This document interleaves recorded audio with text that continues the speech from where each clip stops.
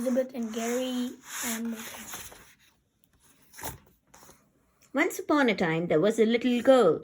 She was called Red Riding Hood because she always wore a bright red cape and hood when she went out. Red Riding Hood lived with her mummy and daddy on the edge of a wood. Now, a big bad wolf lived in this wood, and so little Red Riding Hood was never allowed to play there.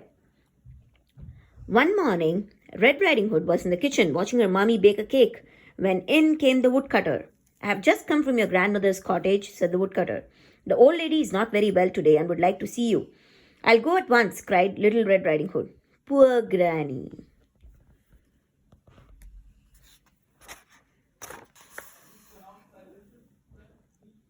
Wait until I have packed this basket, said Mummy. And she bustled about the kitchen. Now let me see. She'll want some butter and eggs, and here's a pot of honey. Then, as Little Red Riding Hood picked up the basket, her mummy added, Oh yes, of course, I'll put one of my homemade sponge cakes on top. Just remember to take the long way around the woods, warned the woodcutter. Whatever you do, don't go through the woods, Little Red Riding Hood, in case you meet that wicked old wolf. Little Red Riding Hood nodded. Then she said, I'll go to the village first and buy some peppermint creams for Granny with my pocket money. I know she likes them best.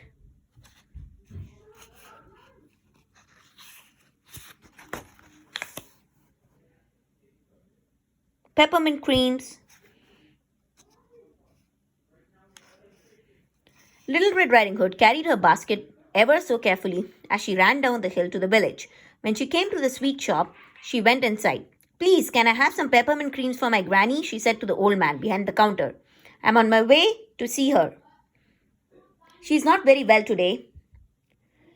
I'm sorry to hear that, said the old man, as he took out a box of peppermint creams. But I'm sure she'll be better when she sees Little Red Riding Hood.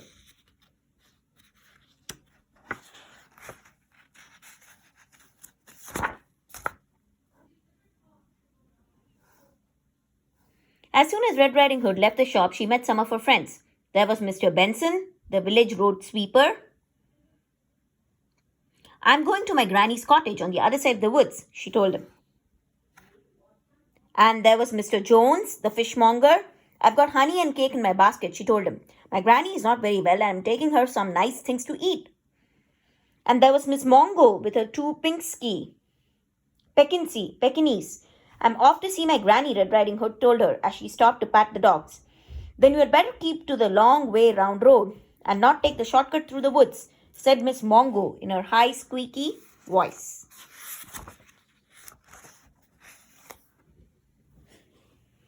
When Red Riding Hood reached the long way round road, the sun was as hot can be, and the long way round road was as hot and dusty as can be.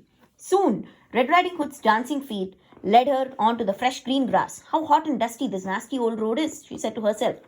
And oh, how lovely and green the woods are. Perhaps I could just go a little way into the woods and pick Granny some of those pretty flowers. And she left the hot, dusty road and ran into the shady green woods, swinging her basket and singing to herself as she ran. Alas! The big bad wolf was out in the woods that day looking for his dinner, and you may be sure it wasn't long before he spied Red Riding Hood among the flowers.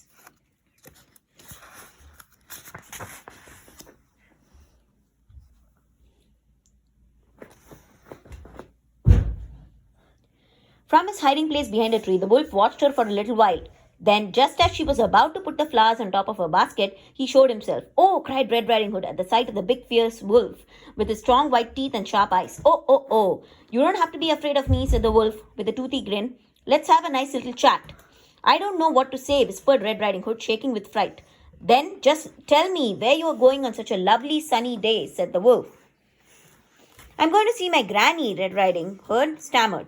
She's not very well, and I'm taking her these flowers and a pot of honey. And where does your granny live? Interrupted the wolf with a cunning smile. Not very far away now, said Little Red Riding Hood, beginning to think that the wolf was really quite nice after all. She lives all by herself in a cottage on the far side of the wood. Well, I won't keep you away from her any longer, said the wolf, just a little too eagerly, and off he ran. Little Red Riding Hood watched him go. Why, he's not wicked at all, that old wolf, she told herself. But of course, the wolf was wicked, as wicked can be. He took the shortest way through the woods to Granny's cottage and was already thinking about his next meal.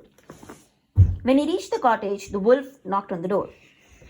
Then he bent down and called through the keyhole, "Open the door, Grandma." "Who is it?" called Red Riding Hood's granny. "Is it my own little Red Riding Hood?"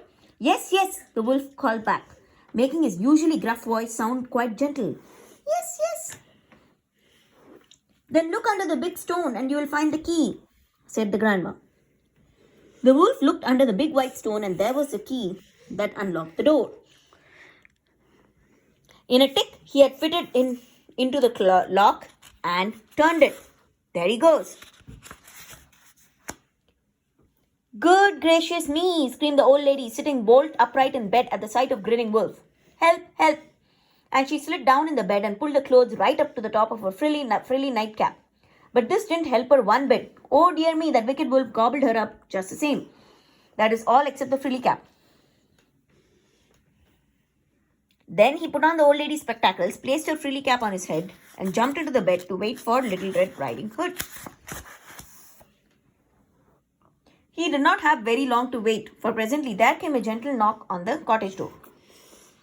"Who is it?" called the wolf, muffling his gruff voice as well as he could within the sheets.